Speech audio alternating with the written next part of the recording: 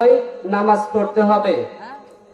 আমাদের ছোট ছোট সন্তানদেরকে নামাজের পথে নিয়ে আসতে হবে। বিশ্বনবী বলেছেন, তোমাদের ছোট ছোট সন্তানদেরকে নামাজের ট্রেনিং দাও। যাদের সন্তানের বয়স 7 বছর তাদের সন্তানদেরকে নামাজের ট্রেনিং দিতে হবে এবং মসজিদে নিয়ে যেতে হবে এবং তাদের নামাজের কথা বলতে হবে। 10 বছর বয়স হয়ে গেলে সন্তানদেরকে নামাজের জন্য তাদেরকে তাগিদ দিতে হবে এবং 12 বছর বয়স হওয়ার পরেও যদি সন্তান নামাজ না পড়ে তাহলে তাকে শাসন করে হলেও নামাজ পড়াতে হবে। সম্মানিত হাজিরিন, আমরা যারা নামাজ পড়ি না, অবশ্যই আমাদেরকে নামাজ পড়তে হবে। নামাজ ছাড়া কখনোই ভালো মানুষ হওয়া যায় না। আমাদের ভিতরে এক শ্রেণীর লোক আছে, বলে আমি নামাজ পড়ি না, তাতে কি আমার কিন্তু ঈমান ঠিক আছে। আসলেই কিন্তু তার ঈমানই নাই, তার ঈমান কি ঠিক থাকবে? তাহলে সম্মানিত হাজিরিন, আমাদেরকে অবশ্যই নামাজ পড়তে হবে। নামাজ ছাড়া কখনোই জান্নাতে যাওয়া যাবে না। বিষ্ণু বলেছেন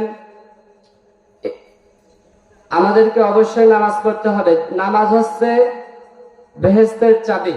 তাহলে অবশ্যই আমাদেরকে নামাজ পড়তে হবে এবং জাহান্নামে যারা যাবে তাদেরকে প্রশ্ন করা হবে, তোমরা কেন জাহান্নামে আসলে?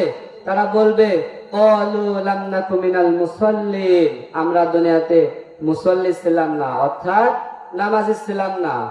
তাহলে যারা জাহান্নামে যাবে তাদেরকেও প্রশ্ন করা হবে, তোমরা কেন জাহান্নামে আসলে? তারা প্রথমেই বলবে, আমরা নামাজি ছিলাম না। তাহলে সম্মানিত হাজিরিন, আমাদেরকে অবশ্যই নামাজ পড়তে হবে, কিন্তু এবং আমাদের মৃত্যুর চিন্তা করতে হবে। এই পুরা পৃথিবী ছেড়ে একদিন চলে যেতে হবে। এই পুরা পৃথিবী আমাদের ন্যায় করে নেছে। আমাদের কিভাবে টাকা পয়সা বানানো যায়, ধন সম্পদ বাড়ানো যায়, এইগুলো আমাদের চিন্তা। আসলে আমাদের সফল হতে হবে। আল্লাহ রাব্বুল আলামিন সফলের সংজ্ঞা দিয়েছেন, ফামান যুহজিহা আনিন নার ওয়া উদখিলাল জান্নাতা ফাকাদ ফাজ। আল্লাহ রাব্বুল আলামিন বললেন, যারা জাহান্নাম থেকে বেঁচে জান্নাতে যাবে তারাই হচ্ছে সফল। তাহলে সফল কারা? যারা জান্নাতে যাবে তারাই হচ্ছে সফল। তাহলে আমাদের যদি সফল হতে হয় তাহলে অবশ্যই আল্লাহ রাব্বুল আলামিনের হুকুম আহকাম গুলো আমাদেরকে মানতে হবে। সম্মানিত হাজিরিন, আমরা এই পুরা পৃথিবী ছেড়ে একদিন চলে যাব, কিন্তু এই পুরা পৃথিবীটা আমাদেরকে একটা মায়া করে নেছে যে আমাদের চিন্তা আমরা কিভাবে বড়লোক হতে পারি, টাকা পয়সা বানাতে পারি, ধন সম্পদ বানাতে পারি, সম্মান যশ ইত্যাদি এইগুলো আমাদের বানাতে পারি। কিন্তু আমাদের এটা চিন্তা করতে হবে কিভাবে আমরা ভালো মানুষ হতে পারি এবং জান্নাতের পথে চলতে পারি। সম্মানিত হাজিরিন, আমাদেরকে ভালো মানুষ হতে হলে অবশ্যই নামাজ পড়তে হবে। আল্লাহ রাব্বুল আলামিন আমাদের যেন নামাজ পড়ার তৌফিক দান করে, সকলে বলে আমিন। আমাদেরকে মৃত্যুর চিন্তা বেশি বেশি করতে হবে। হযরত উসমান রাদিয়াল্লাহু আনহু যখন কবরের কাছে যেতেন প্রচন্ড আকারে কান্নাকাটি করতেন।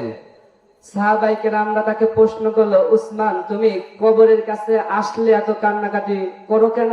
তুমি যখন বিশ্বনবী যখন কোরআনের থেকে আযাবের আয়াতগুলো যখন বর্ণনা করে তখন তো তুমি এত কান্নাকাটি করো না, কিন্তু এই কবরের কাছে আসার পরে তুমি এত কান্নাকাটি করো কেন? উসমান রাদিয়াল্লাহু আনহু বললেন, এই কবরটা হচ্ছে প্রথম ধাপ। এই কবর থেকে যে বেঁচে যাবে সে সবগুলো থেকেই বাঁচতে পারবে, আর কবর থেকে যে বাঁচতে পারবে না সে কখনোই জাহান্নামের আগুন থেকে বাঁচা সম্ভব হবে না। আল্লাহ রাব্বুল আলামিন আমাদেরকে তার হুকুম